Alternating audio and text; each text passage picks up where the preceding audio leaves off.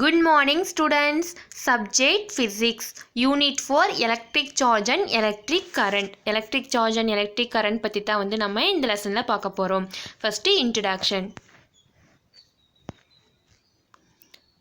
Like mass and length, electric charge also is a fundamental property of all matter. We know that matter is made up of atoms and molecules. Atoms have particles like electrons, protons and neutrons. By nature, electrons and protons have negative and positive charge respectively, and neutrons do not have charge. Okay, நம்ம first lessonல பார்த்திருப்போம். Mass and length வந்து என்ன குவான்டிட்டின்னு பார்த்தோம்? Fundamental quantity or fundamental property. அதே மாதிரி electric charge வந்து ஒரு fundamental property.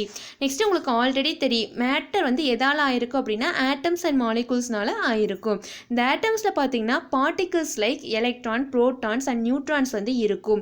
By nature அது மட்டும் எலக்ட்ரானோட சார்ஜ் என்னென்னா நெகட்டிவ் சார்ஜாக இருக்கும். புரோட்டான்ஸ்க்கு பார்த்தீங்கன்னா பாசிட்டிவ் சார்ஜ் வந்து இருக்கும். நியூட்ரான்ஸ்க்கு வந்து டு நாட் ஹாவ் சார்ஜ், அதுக்கு வந்து சார்ஜ் வந்து இல்லை. Next an electric current consists of moving electric charges. Electricity is an important source of energy in the modern times. In this lesson, we will study about electric charges, electric current, electric circuit diagram and the effects of the electric current. அதாவது electric current வந்து ஒரு moving of electric charges தான் வந்து electric கரண்ட்னு சொல்லுவோம். இந்த modern டைமில் பார்த்திங்கன்னா electricity வந்து ஒரு இம்பார்ட்டன்ட் சோர்ஸ் ஆஃப் எனர்ஜியாக இருக்குது.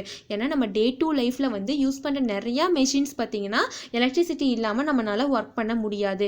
லைட்டு, ஃபேனு, டிவி கூட நமக்கு வந்து எலக்ட்ரிசிட்டி கண்டிப்பாக வேணும். அந்த மாதிரி இந்த மாடர்ன் டைமில் வந்து எலக்ட்ரிசிட்டி ரொம்பவே ஒரு இம்பார்ட்டன்ட் சோர்ஸாக வந்து இருக்குது. இந்த லெசனில் நம்ம என்ன பார்க்க போகிறோம் அப்படின்னா electric charge, electric current, electric circuit diagram அந்த எஃபெக்ட் ஆஃப் எலக்ட்ரிக் கரண்ட்டை பற்றி தான் வந்து நம்ம இந்த லெசனில் பார்க்க போகிறோம்.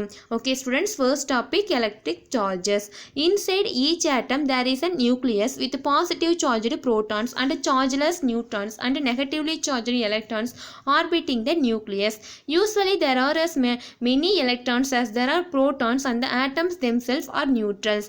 அதாவது ஆட்டம்க்குள்ள நியூக்ளியஸ்ல பார்த்தீங்கன்னா பாசிட்டிவ் சார்ஜான ப்ரோட்டான்ஸ், சார்ஜே இல்லாத நியூட்ரான்ஸ், நெக்ஸ்ட் நெகட்டிவ் சார்ஜான எலக்ட்ரான்ஸ் எல்லாமே வந்து இருக்கும். அதில் பார்த்தீங்கன்னா நிறைய எலக்ட்ரான்ஸ் அண்ட் ப்ரோட்டான்ஸ் வந்து இருக்கும். ஸோ எலக்ட்ரான்ஸ்க்கு வந்து நெகட்டிவ், ப்ரோட்டான்ஸ்க்கு வந்து பாசிட்டிவ். அப்போ பாசிட்டிவும் இருக்குது, நெகட்டிவ் வந்து ஈக்குவலாக வந்து இருக்கிறப்போ அது வந்து நியூட்ரலாக இருக்கும். Next if an electron is removed from the atom becomes positively charged. Then it is called a positive ion. If an electron is added in excess to an atom, then the atom is negative charged and it is called negative ion. அதாவது ஒரு ஆட்டம் இருக்குது, அதில் வந்து positive சார்ஜும் இருக்குது, negative charge வந்து இருக்குது. இதிலிருந்து ஒரு நெகட்டிவ் சார்ஜை வந்து நம்ம என்ன பண்ணிடுறோம்னா ரிமூவ் பண்ணுறோம். ஓகே, ஒரு எலக்ட்ரானை வந்து ரிமூவ் பண்ணுறோம். எலக்ட்ரானே வந்து நெகட்டிவ் சார்ஜ். அப்போ அதை வந்து ரிமூவ் பண்ணணும் அப்படின்னா இதில் எது அதிகமாக இருக்கும்? பாசிட்டிவ் தான் வந்து அதிகமாக இருக்கும். அதனால இதை நம்ம என்னென்னு சொல்லுவோம்னா பாசிட்டிவ் அயான்னு வந்து சொல்கிறோம்.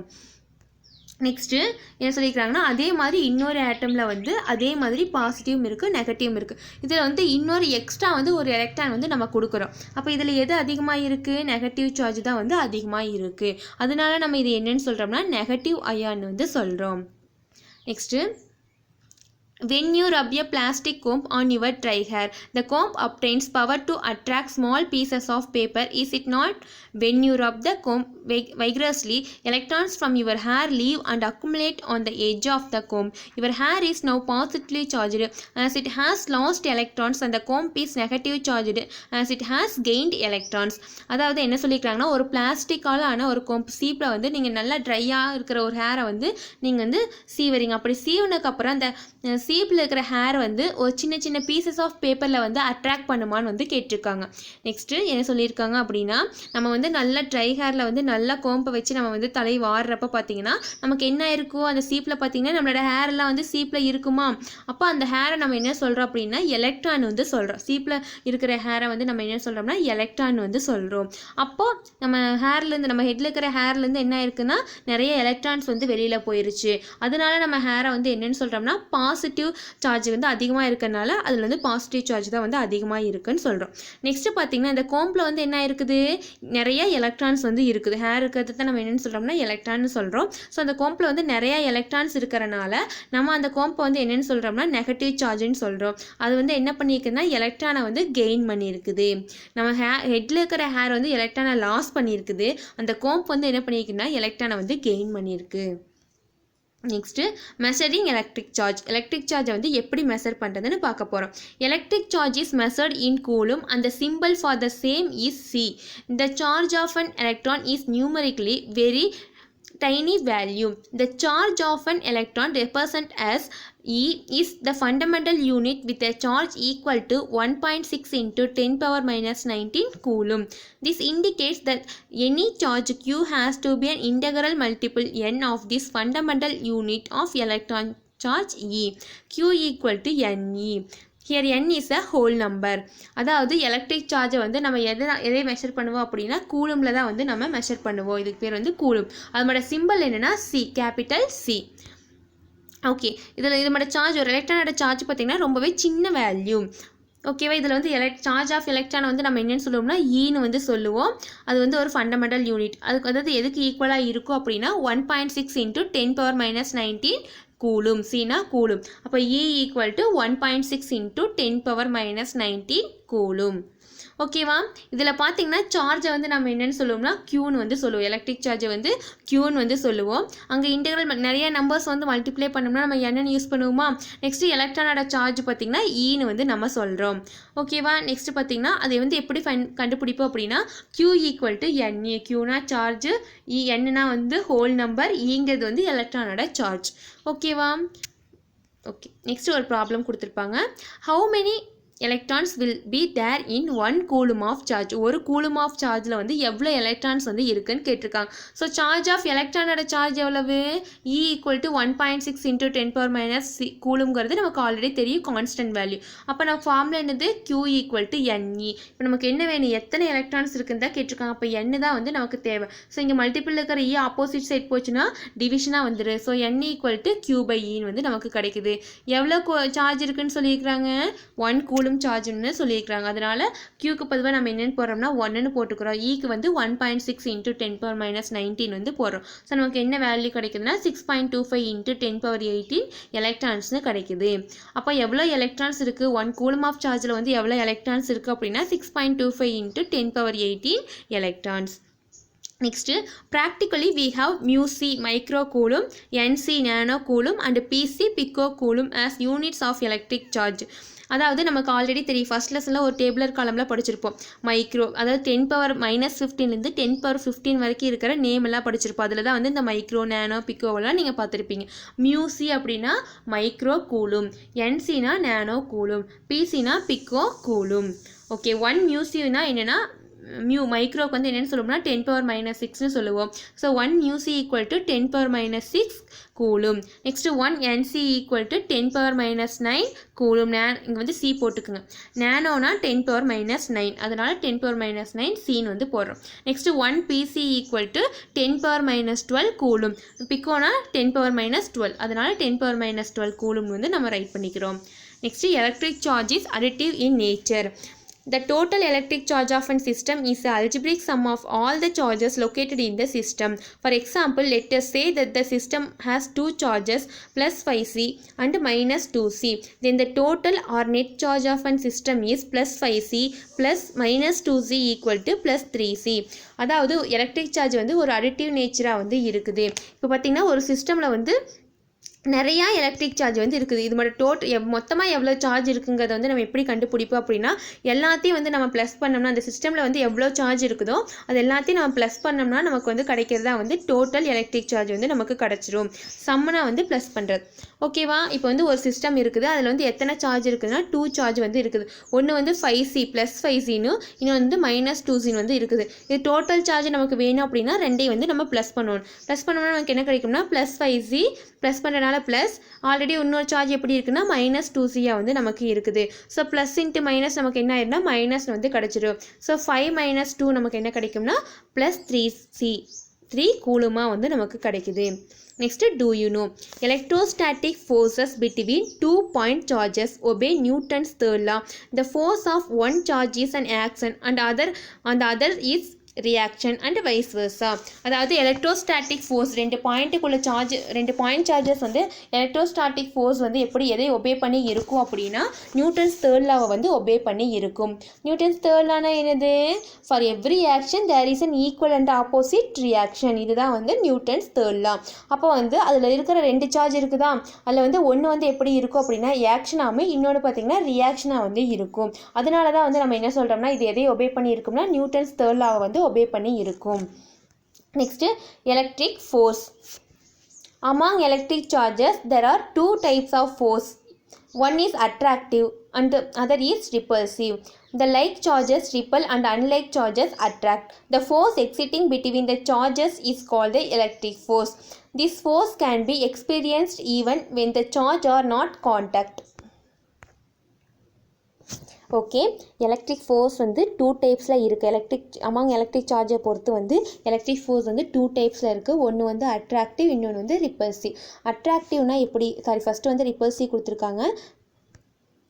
ரிப்பல்சிவ்னா எப்படி இருக்கும் அப்படின்னா லைக் சார்ஜஸ் ரிப்பல் பண்ணும். அதாவது சேமாக இருக்கிற சார்ஜஸ் இங்கே ப்ளஸ் இல்லை இங்கே மைனஸ் இருந்ததுன்னா இது வந்து ரிப்பல் பண்ணும்.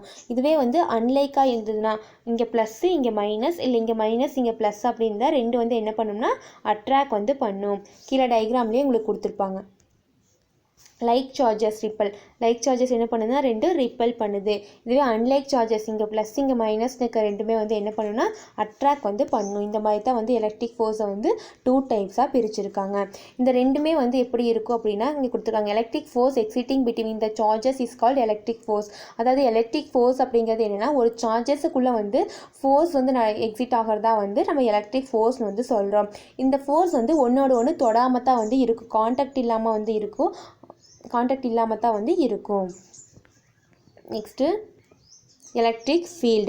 The region in which a charge experiences electric force forms the electric field around the charge. Often electric field E is represented by lines and arrowheads indicate the direction of electric field. The direction of electric field is a direction of the force that would act on a small positive charge. Therefore, the lines representing the electric field are called electric lines of force. Electric field அப்படிங்கிறது என்ன அப்படின்னா ஒரு charge இருக்குது, ஓகேவா? அதாவது electric force வந்து form ஆகும்போல அதை தான் வந்து நம்ம என்னென்னு சொல்கிறோம்னா எலக்ட்ரிக் ஃபீல்டுன்னு வந்து சொல்கிறோம். அது எலக்ட்ரிக் ஃபீல்டை வந்து என்னென்னு சொல்லுவோம்னா ஈன்னு வந்து சொல்லுவோம். எலக்ட்ரிக் ஃபீல்டை வந்து எப்படி சொல்லியிருப்பாங்கன்னா லைனில் வந்து சொல்லியிருப்பாங்க. அதோட டைரக்ஷனை பார்த்திங்கன்னா ஏரோ மார்க்கில் வந்து சொல்லியிருப்பாங்க.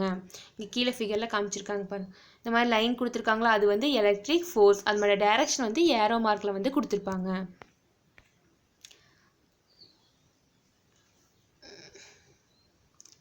நெக்ஸ்ட்டு இந்த லைன் வந்து என்ன எதை ரெப்ரசன்ட் பண்ணுதுன்னா எலக்ட்ரிக் ஃபீல்டை வந்து ரெப்ரசன்ட் பண்ணுது. அதனால தான் நம்ம அதை என்னென்னு சொல்கிறோம்னா எலக்ட்ரிக் லைன்ஸ் ஆஃப் ஃபோர்ஸ்னு வந்து சொல்கிறோம். Next the electric lines of force are straight or curved path along which a unit positive charge tends to move in the electric field. அதாவது ஒரு எலக்ட்ரிக் ஃபீல்டில் வந்து ஒரு யூனிட் பாசிட்டிவ் சார்ஜாக இருக்கிறப்ப பார்த்தீங்கன்னா அந்த லைன்ஸ் வந்து எப்படி இருக்கும் அப்படின்னா ஒன்றா கர்வ்டு லைன்ஸ் இருக்கும், இல்லைன்னா வந்து ஸ்ட்ரெயிட் லைனில் வந்து நமக்கு கிடைக்கும். Next, electric lines of force are imaginary lines. The strength of an electric field is represented by how close the electric field lines are to one another. For an isolated positive charge, the electric lines of force are radially outwards, and for an isolated negative charge, they are radially inwards. அதாவது electric lines இங்கே போட்டிருக்க lines எல்லாமே வந்து ஒரு imaginary lines. இந்த lines வந்து எவ்வளோ க்ளோஸாக இருக்குதோ அதை பொறுத்து வந்து அந்த எலக்ட்ரிக் ஃபீல்டு வந்து எவ்வளோ ஸ்ட்ரென்த்தோட இருக்குது அப்படிங்கிறது வந்து நமக்கு தெரியும். இதில் பார்த்தீங்கன்னா இங்கே பாசிட்டிவ் குடிச்சிருக்காங்களா, இங்கே பாசிட்டிவில் பார்த்தீங்கன்னா அந்த லைன்ஸ் எல்லாம் வந்து எப்படி போகுதுன்னா அவுட்வேர்டாக நோக்கி போகுது. அந்த ஏரோ மார்க் பார்த்தீங்கன்னா வெளியே நோக்கி போட்டிருக்காங்க. இதுவே நெகட்டிவில் பார்த்தீங்கன்னா அந்த ஏரோ மார்க்ஸ் எப்படி இருக்குது, இன்வர்ஸாக உள்ள நோக்கி வந்து இருக்குது. Next, electric field at a point is measured of force acting on a unit positive charge placed at a point. A positive charge will experience force in the direction of electric field and a negative charge will experience the opposite direction of the electric field. Okay, ஒரு electric ஃபீல்டை வந்து ஒரு பாயிண்டில் இருக்கிற electric ஃபீல்டை வந்து எப்படி measure பண்ணுவோம் அப்படின்னா, ஒரு யூனிட் பாசிட்டிவ் சார்ஜ் வந்து ஒரு பாயிண்டில் இருக்கிறப்போ எவ்வளோ ஃபோர்ஸ் வந்து ஆக்ட் ஆகுதோ அதுதான் வந்து எலக்ட்ரிக் ஃபீல்டு. இதில் பார்த்தீங்கன்னா பாசிட்டிவ் சார்ஜாக இருந்துச்சுன்னா அந்த எலக்ட்ரிக் ஃபீல்டோட டைரக்ஷன்லேயே வந்து அந்த ஃபோர்ஸ் வந்து இருக்குது. இதுவே நெகட்டிவ் சார்ஜாக இருந்துச்சுன்னா எலக்ட்ரிக் ஃபீல்டுக்கு ஆப்போசிட் டைரக்ஷனில் வந்து இருக்குதுன்னு வந்து நம்ம தெரிஞ்சுக்கலாம். Okay, next electric potential. Though there is an electric force either attractive or repulsive exciting among the charges, they are still kept together, is it not? We now know that this region of electric charge there is an electric field. Other charges experience force in this field and vice versa. There is a work done on the charges to keep them together. This results in a quantity called electric potential. அதாவது electric பொட்டன்ஷியல்னா என்ன அப்படின்னா, ஒரு electric charge இருந்துச்சுன்னா அதில் வந்து கண்டிப்பாக ஒரு electric force வந்து இருக்கும். அந்த எலக்ட்ரிக் ஃபோர்ஸ் வந்து அட்ராக்டிவாகவும் இருக்கலாம், ரிப்பல்சிவாக வந்து இருக்கலாம். அப்படி இருக்கிறப்ப ஒவ்வொரு சார்ஜஸ்க்கு வந்து ஒவ்வொரு எலக்ட்ரிக் ஃபோர்ஸ் இருக்குது. இது எல்லாத்தையும் வந்து அப்படியே ஸ்ட்ரெயிட்டாக டூகெதராக வந்து நம்மளால் வைக்க முடியுமா இல்லை முடியாதான்னு வந்து கேட்டிருக்காங்க. நெக்ஸ்ட் என்ன சொல்லியிருக்காங்க அப்படின்னா, ஒரு எலக்ட்ரிக் சார்ஜ் இருந்துச்சுன்னா கண்டிப்பாக அங்கே வந்து ஒரு எலக்ட்ரிக் ஃபீல்டு வந்து இருக்கும். அப்போ அந்த ஒரு சார்ஜுக்கு வந்து ஒரு எலக்ட்ரிக் ஃபீல்டு இருக்குது, இன்னொரு சார்ஜஸ் பார்த்திங்கன்னா இன்னொரு எலக்ட்ரிக் ஃபீல்டு வந்து இருக்கும். அப்போ இந்த எல்லா ஃபீல்டையும் வந்து ஒன்றா வந்து நம்ம டுகெதராக வைக்கிறதுக்கு வந்து செய்கிற ஒர்க்கை தான் வந்து நம்ம என்னென்னு சொல்கிறோம்னா எலக்ட்ரிக் பொட்டன்ஷியல்னு வந்து சொல்கிறோம். Next, electric potential is a measure of the work done on unit positive charge to bring it at the point against the electrical force. அதாவது இங்கே ஒரு சார்ஜ் இருக்குது, ஓகேவா? இதுக்கு வந்து என்ன இருக்கும், எலக்ட்ரிக்கல் ஃபோர்ஸ் வந்து நமக்கு இருக்கும். இன்சைடோ இல்லை அவுட் சைடோ நோக்கி ஏதோ ஒரு பக்கம் போயிருக்கும். நெக்ஸ்ட்டு இங்கே ஒன்று இருந்துச்சுன்னா அதே நோக்கி என்ன இருக்குன்னா நமக்கு ஒரு சார்ஜ் இருக்குது, அதை சுற்றியில் வந்து எலக்ட்ரிக்கல் ஃபோர்ஸ் வந்து இருக்கும். அப்போ இது எல்லாத்தையுமே வந்து நம்ம ஸ்ட்ரெயிட்டாக டூகெதராக வைக்கிறதுக்கு வந்து ஒரு வேலை செய்யணும், ஒர்க் பண்ணணும். அதுதான் வந்து நமக்கு என்னென்னா எலக்ட்ரிக்கல் பொட்டன்ஷியல். இதில் பார்த்தீங்கன்னா lower electrical potential and higher electrical potential வந்து நமக்கு கொடுத்துருக்காங்க. Next electric current. When the charged object is provided with a conducting path, electrons start to flow through the path from higher potential to lower potential region. Normally the potential difference is produced by the cell or battery. When the electrons move, we say that an electric current is produced. That is, an electric current is formed by moving electrons. அதாவது ஒரு object இருக்குது, ஒரு charged object வந்து இருக்குது, அது வந்து ஒரு பாத்தில் வந்து நமக்கு கண்டக்ட் பண்ணிட்டு இருக்கிறாங்க, எலக்ட்ரான்ஸ் வந்து மூவ் ஆகிட்டு இருக்குது. அப்போ எப்படி மூவ் ஆகும் அப்படின்னா ஒரு ஹையர் பொட்டன்ஷியல்லேருந்து தான் வந்து லோயர் பொட்டன்ஷியல் ரீஜனுக்கு வந்து மூவ் ஆகும். கண்டிப்பாக பொட்டன்ஷியல் டிஃப்ரென்ஸ் வந்து எதுலேருந்து ப்ரொடியூஸ் ஆகும்னா செல் ஆர் பேட்டரியிலேருந்து தான் வந்து ப்ரொடியூஸ் ஆகும். இப்போ எலக்ட்ரான் மூவ் ஆகுது அப்படின்னா அந்த இடத்துக்கு வந்து கரண்ட் வந்து ப்ரொடியூஸ் ஆகுது, ஓகேவா? அப்போ கரண்ட் வந்து எப்படி ஃபார்ம் ஆகும்னா மூவிங் ஆஃப் எலக்ட்ரான்ஸ் மூலமாக தான் வந்து நமக்கு கரண்ட் வந்து ப்ரொடியூஸ் ஆகும். Next direction of current.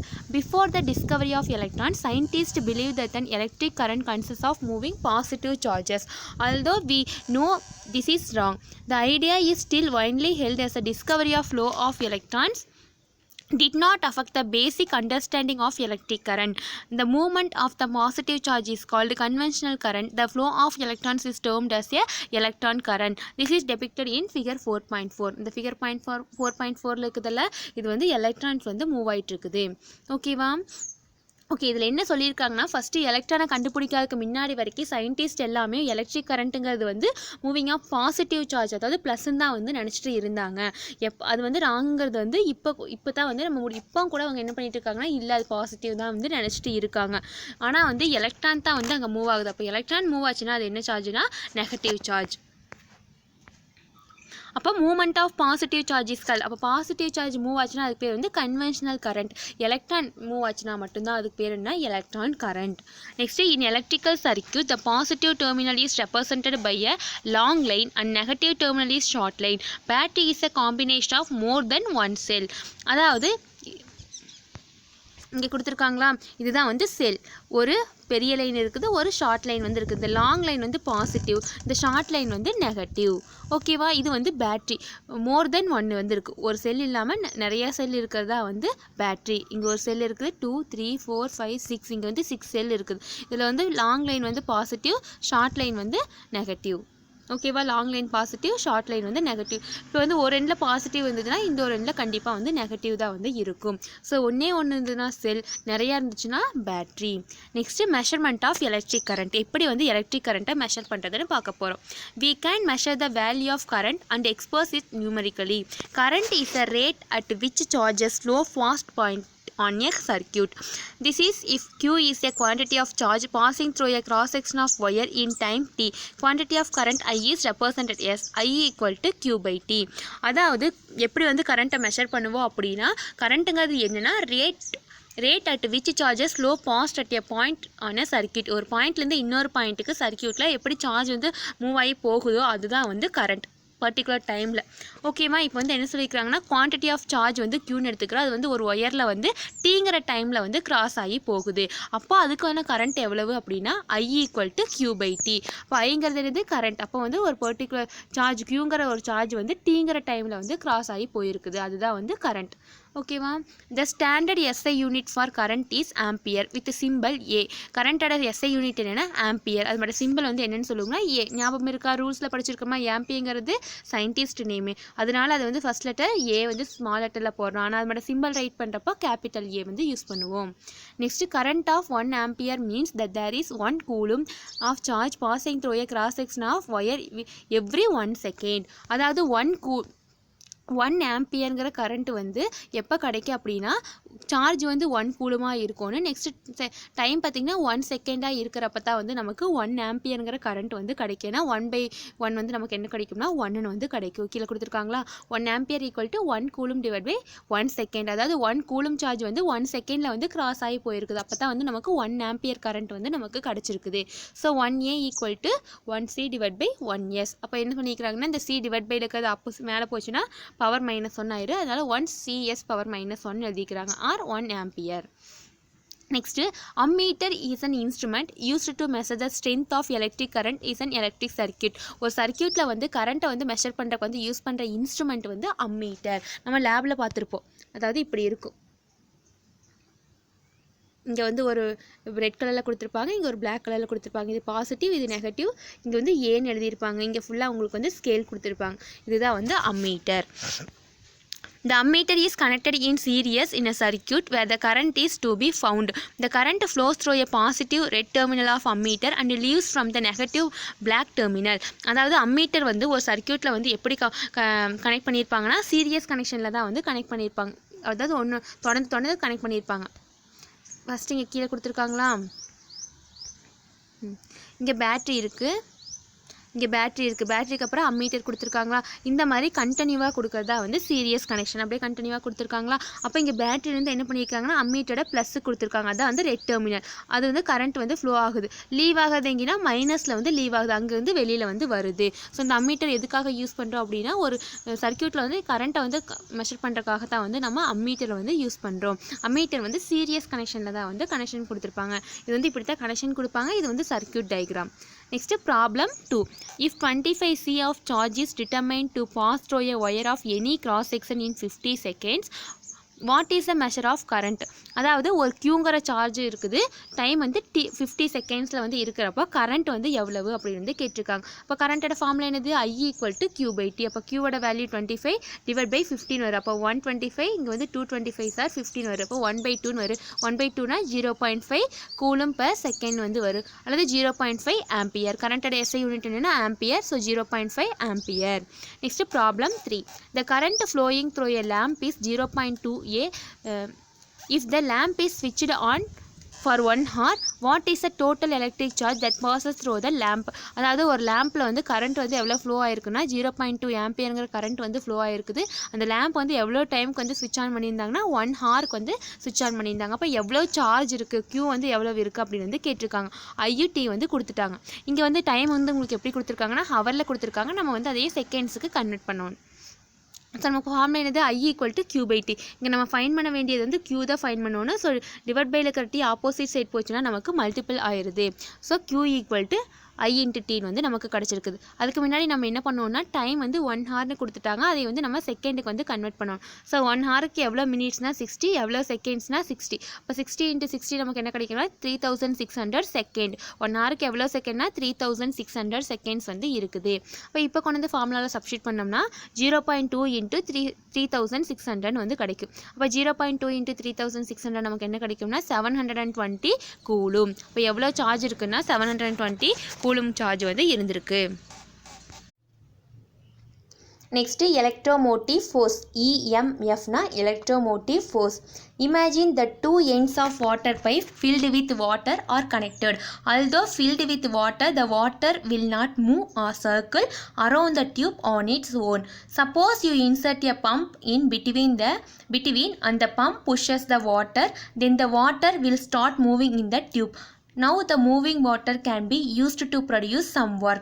We can insert a water wheel in between the flow and make it to rotate and further use that rotation to operate machinery.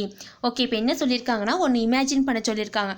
இப்போ வந்து water pipe ஒன்று எடுத்துக்கிறோம், அதில் வந்து ஃபுல்லாக water fill பண்ணிவிட்டு அந்த ரெண்டு எண்டையும் வந்து நம்ம கனெக்ட் பண்ணிடுறோம். அது கனெக்ட் பண்ணி உள்ளே வந்து வாட்டர் ஃபுல்லாக இருக்கிறப்போ அந்த வாட்டர் பைப்புக்குள்ளே பார்த்திங்கன்னா வாட்டர் வந்து மூவ் ஆகுமா இல்லை ஏதாச்சும் ரொட்டேட் ஆகுமா?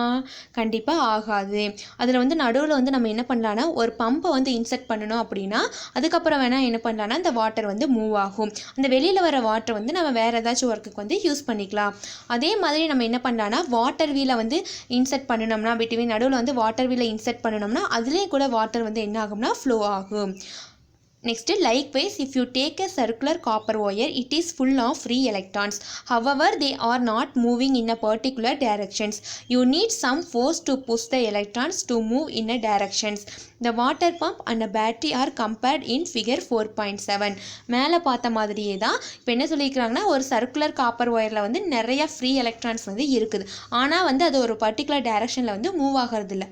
அது மூவ் ஆகும்னா கண்டிப்பாக வந்து ஒரு ஃபோர்ஸ் புஷ் வந்து தேவைப்படுது. அந்த டைரக்ஷன் மூவ் ஆகும்னா கண்டிப்பாக ஒரு புஷ் வந்து தேவைப்படுது.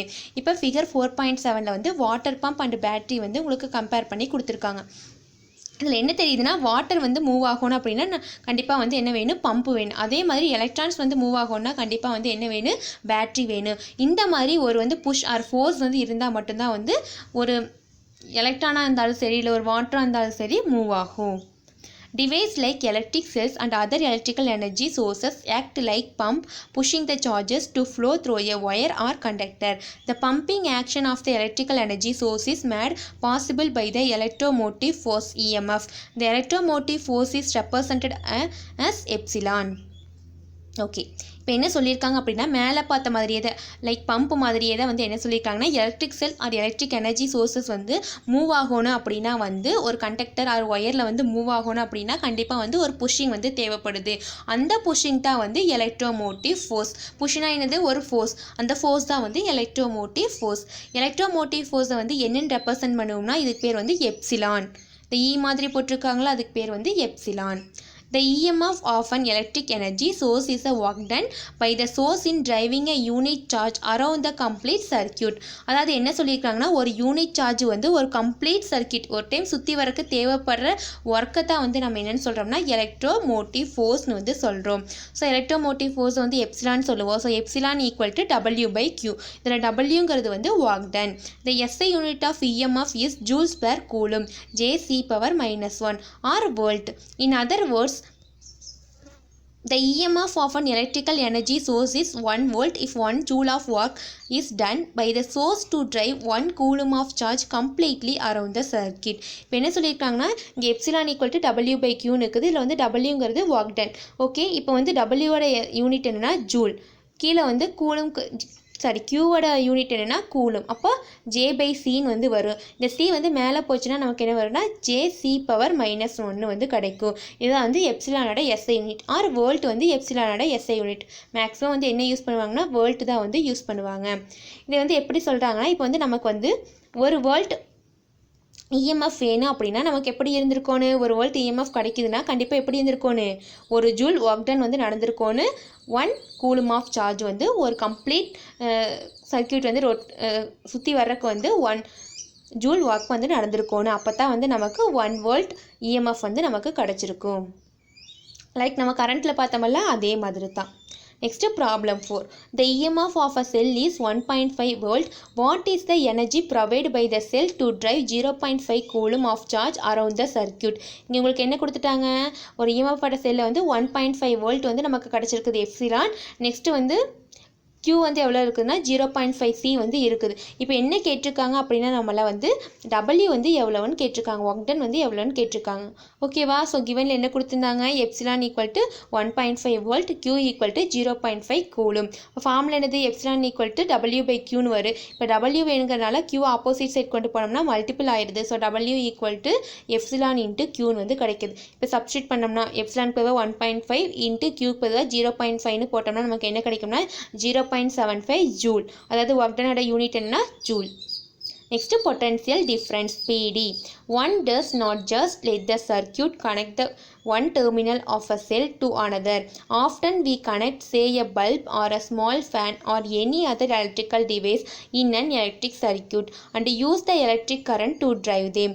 This is how a certain amount of electrical energy provided by the cell or any other source of electrical energy is converted into other form of energy like light, heat, mechanical and so on. For each coulomb of charge passing through the light bulb or any appliance, the amount of electrical energy converted to other form of energy depends on the potential difference across the electrical device or any electrical component in the circuit. The potential difference is represented by the symbol V. Okay, இப்போ என்ன கொடுத்துருக்காங்க அப்படின்னா கண்டிப்பாக ஒரு செல்லை வந்து ஒரு terminally இன்னொரு டெர்மினலி வந்து நம்ம கம்பி வச்சு மட்டும் இணைச்சிட முடியாது. இப்போ என்ன பண்ணியிருக்கோன்னா அது கனெக்ட் பண்ணி ஒரு டெர்மினல் கனெக்ட் பண்ணி அதில் நடுவில் நம்ம என்ன பண்ணியிருக்கோன்னா பல்பு இல்லை ஃபேன் இல்லை வேறு ஏதாச்சும் எலக்ட்ரிக்கல் டிவைஸை வந்து கனெக்ட் பண்ணி நம்ம என்ன பண்ணோம்னா எலக்ட்ரிக் கரண்ட்டை வந்து அதில் வந்து நம்ம அலோவ் பண்ணுவோம்.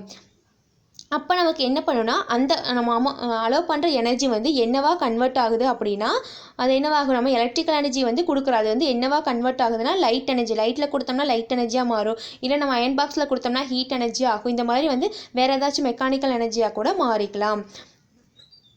Next for each coulomb of charge, அதாவது கூலும் ஆஃப் சார்ஜ் வந்து ஒரு லைட்டில் வந்து பாஸ் ஆகிறப்ப பார்த்திங்கன்னா ஒரு எலக்ட்ரிக்கல் எனர்ஜி வந்து இன்னொரு எனர்ஜியாக வந்து கன்வெர்ட் ஆகும். அது வந்து எதை டிபெண்ட் பண்ணி இருக்குதுன்னா எலக்ட்ரிக்கல் டிவைஸில் இருக்கிற பொட்டன்ஷியல் டிஃப்ரென்ஸை வந்து டிபெண்ட் பண்ணி தான் வந்து கண்டிப்பாக இருக்குது. பொட்டன்ஷியல் டிஃப்ரென்ஸ் வந்து என்னென்னு ரெப்ரசென்ட் பண்ணோம்னா வீன்னு வந்து ரெப்ரசென்ட் பண்ணுவோம். வீனா வந்து வோல்ட் தான். ஓகேவா? So V equal to W/Q. அப்போ வந்து என்ன சொல்லியிருக்காங்க, ஒரு கூலும் ஆஃப் சார்ஜ் வந்து அது வந்து ஒரு எனர்ஜிலேருந்து இன்னொரு எனர்ஜிக்கு கன்வெர்ட் ஆகிறப்ப செய்யப்படுற வேலை தான் வந்து W. ஓகேவா? So W is a work done. The amount of electrical energy converted into other form of energy measured in joule and Q is amount of charge measured in coulomb. The SI unit for both EMF and potential difference is the same, volt. ஓகேவா? இப்போ டபிள்யூங்கிறது என்னென்னு கொடுத்துட்டாங்க, work டன்னு கொடுத்துட்டாங்க. ஒரு amount of electrical எனர்ஜிலேருந்து இன்னொரு எனர்ஜியாக வந்து convert பண்ணுறதுக்கு தேவைப்படுற செய்கிற வேலை W தான் வந்து ஜூல். ஏன்னா W வந்து என்னென்னு சொல்லுவோம்னா அதோட யூனிட் ஜூல்னு வந்து நம்ம சொல்லுவோம். நெக்ஸ்ட் அங்கே வந்து சார்ஜ் இருக்குதா, சார்ஜ் வந்து என்னென்னு சொல்கிறோம்னா கூலும்னு வந்து நம்ம சொல்கிறோம்.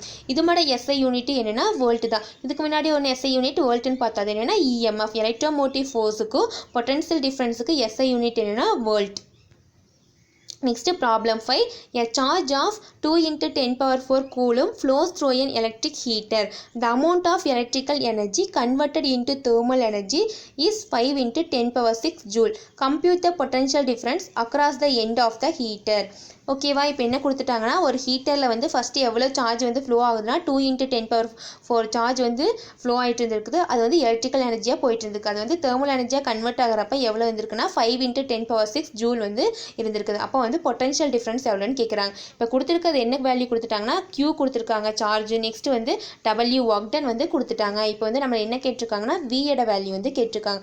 ஃபார்முலா என்னது, V ஈக்குவல் டு W/Q. அப்போ Wயோட வேல்யூ வந்து 5 × 10⁶ டிவைட் பை 2 × 10⁴ வந்து கிடைக்கும். அப்போ நமக்கு என்ன ஆன்சர் கிடைக்குன்னா 250 வோல்ட் வந்து நமக்கு கிடச்சிருக்கு. Next, voltmeter is an instrument used to measure the potential difference. To measure the potential difference across the component in a circuit, the voltmeter must be connected in parallel to it. Say you want to measure the potential difference across a light bulb, you need to connect the voltmeter as given in figure 4.8. Okay, இப்போ வந்து கரண்ட்டை வந்து measure பண்ணுறதுக்கு என்ன instrument வேணும்னு பார்த்தோம், ammeter பார்த்தோம். இப்போ பொட்டன்ஷியல் டிஃப்ரென்ஸை மெஷர் பண்ணுறதுக்கு என்ன இன்ஸ்ட்ருமெண்ட்னா வோல்ட் மீட்டர் தான் வந்து நம்ம யூஸ் பண்ணுறோம். ஞாபகம் வச்சுக்கோங்க, பொட்டன்ஷியல் டிஃப்ரென்ஸோட யூனிட் என்னது வோல்ட், அதை மெஷர் பண்ணுறதுக்கான இன்ஸ்ட்ருமெண்ட் எதுனா வோல்ட் மீட்டர். ஓகேவா? ஸோ என்ன சொல்லியிருக்கிறாங்கன்னா, ஒரு சர்க்கியூட்டில் வந்து பொட்டன்ஷியல் டிஃப்ரென்ஸ் வந்து நம்ம மெஷர் பண்ணுறதுக்கு வோல்ட் மீட்டர் வந்து கனெக்ட் பண்ணணுமா, அது வந்து எதில் கனெக்ட் பண்ணுவோம்னா பேரலில் வந்து கனெக்ட் பண்ணுவோம். அங்கே வந்து அம்மீட்டர் வந்து சீரியஸில் கனெக்ட் பண்ணுவோம், இங்கே வோல்ட் மீட்டர் வந்து பேரலில் வந்து கனெக்ட் பண்ணுவோம். இப்போ என்ன சொல்லியிருக்காங்கன்னா, ஒரு லைட் பல்போட பொட்டன்ஷியல் டிஃப்ரென்ஸ் வந்து நீங்கள் கண்டுபிடிக்கணும் அப்படின்னா வோல்ட் மீட்டர் வந்து எப்படி பேரலாக கனெக்ட் பண்ணணும் அப்படிங்கிறத வந்து கீழே வந்து நமக்கு கொடுத்துருக்காங்க. ஸோ இங்கே கொடுத்துருக்காங்களா, ஃபஸ்ட் என்ன பண்ணியிருக்காங்க, பேட்டரியோட ப்ளஸ்லேருந்து பல்புக்கு வந்துருச்சு. நெக்ஸ்ட் பேட்டரியோட மைனஸ்லேருந்து பல்போட மைனஸ்க்கு வந்துருச்சு. மறுபடியும் என்ன பண்ணியிருக்காங்க, பல்போட ப்ளஸ்லேருந்து வோல்ட் மீட்டரோட ப்ளஸுக்கு, பல்போட மைனஸ்லேருந்து வோல்ட் மீட்டரோட மைனஸ்க்கு கொடுத்துருக்காங்க. இதுதான் வந்து பேரலல் கனெக்ஷன். இங்கே சர்க்யூட் டயக்ராமில் கொடுத்துருக்காங்க. சீரியஸ்னா என்ன இருக்கும்னா, இங்கே பேட்டரி இருந்துச்சுன்னா இது கூடயே நமக்கு என்ன பண்ணியிருப்பாங்க, அம்மீட்டர் வந்து கனெக்ட் பண்ணியிருப்பாங்க. ஆனால் இதில் அப்படி இல்லை, பேரலல் கனெக்ஷன் சீரியஸ் கனெக்ஷன் உங்களுக்கு தெரியுமில்ல. பேரலல்னா மறுபடியும் ஒரு ஒயர் எடுத்து நமக்கு என்ன பண்ணியிருப்பாங்கன்னா வோல்ட் மீட்டரை வந்து கனெக்ட் பண்ணியிருப்பாங்க. அதுதான் வந்து parallel connection. Note the positive red terminal of the voltmeter is connected to the positive side of the circuit and the negative black terminal is connected to the negative side of the circuit across the component. Light bulb is the above the illustrations. Okay, இப்போ என்ன கொடுத்துருக்காங்கன்னா, இப்போ வந்து positive terminal நம்ம already அதுலேயே அம்மீட்டர்லேயே பார்த்தோம்னா என்ன இருக்குன்னா ரெட் கலரில் இருக்கும், நெகட்டிவ் வந்து பிளாக்ல வந்து இருக்கும். அப்போ இதுமோட பாசிட்டிவ், இந்த பல்போட பாசிட்டிவ்லேருந்து நமக்கு எங்கே போகணும் அப்படின்னா வோல்ட் மீட்டரோட பாசிட்டிவ்க்கு தான் வந்து போகணும். இந்த பாசிட்டிவ்லேருந்து இந்த பாசிட்டிவ்க்கு தான் வரணும். அதே மாதிரி பல்போட நெகட்டிவ்லேருந்து இந்த நெகட்டிவ்க்கு தான் வந்து வரணும். இதுதான் வந்து சர்க்யூட். இந்த பாசிட்டிவ்லேருந்து இங்கே நெகட்டிவ்க்கும், இங்கே நெகட்டிவ்லேருந்து இங்கே பாசிட்டிவ்க்கும் வந்து நம்ம என்ன பண்ணக்கூடாதுன்னா கனெக்ட் பண்ணக்கூடாது. Positive to positive, negative to negative தான் வந்து நம்ம கனெக்ட் பண்ணணும்.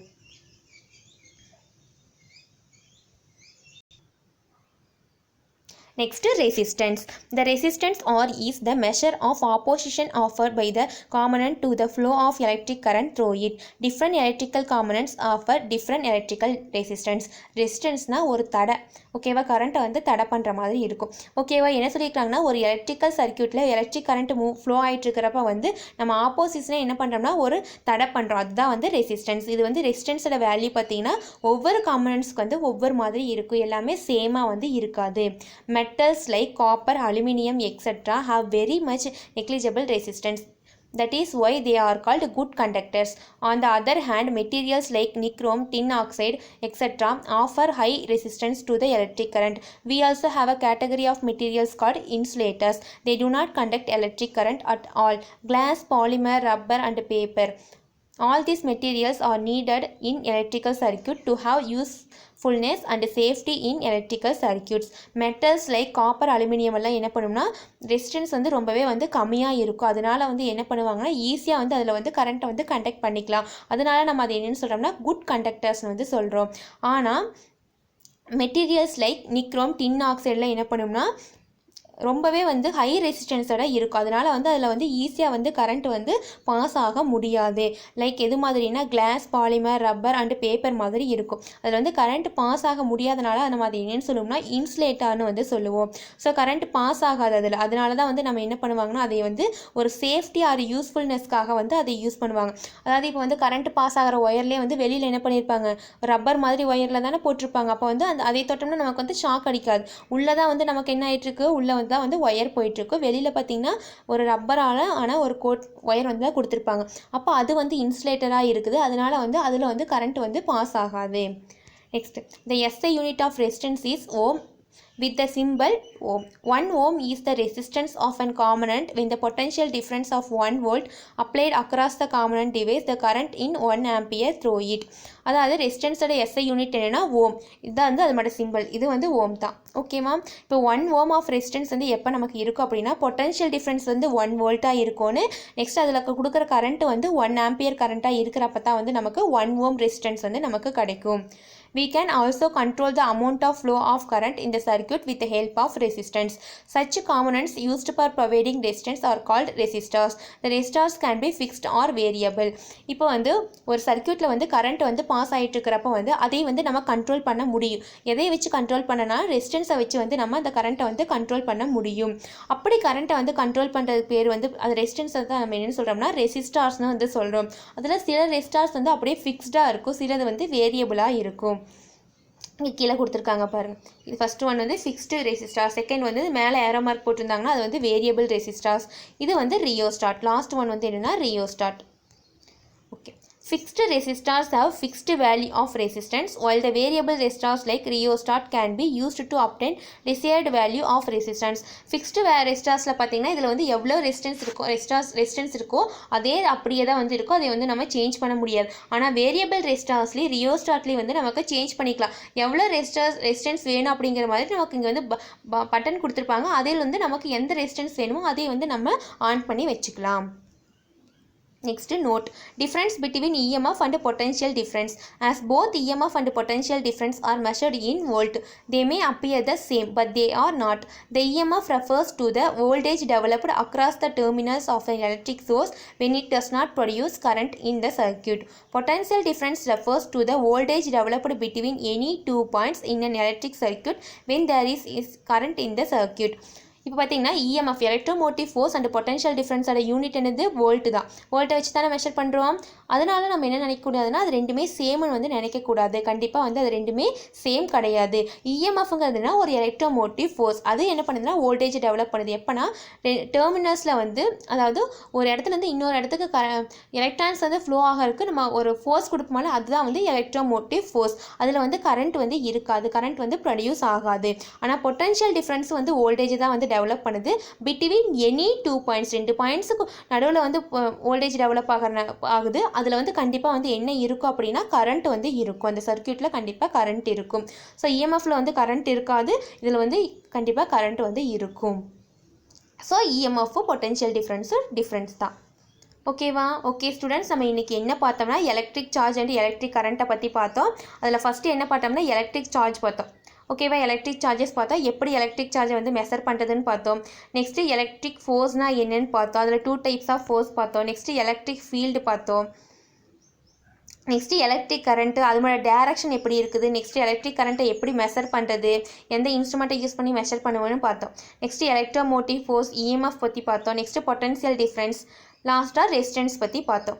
ஓகே ஸ்டூடெண்ட்ஸ், இதெல்லாமே வந்து நீங்கள் ஒன்ஸ் நல்லா ரீட் பண்ணுங்கள். அது மாதிரி எஸ்ஐ யூனிட், டெஃபினேஷன், ஃபார்முலா எல்லாத்தையுமே வந்து நீங்கள் மெமரி பண்ணுங்கள். Okay students, thank you.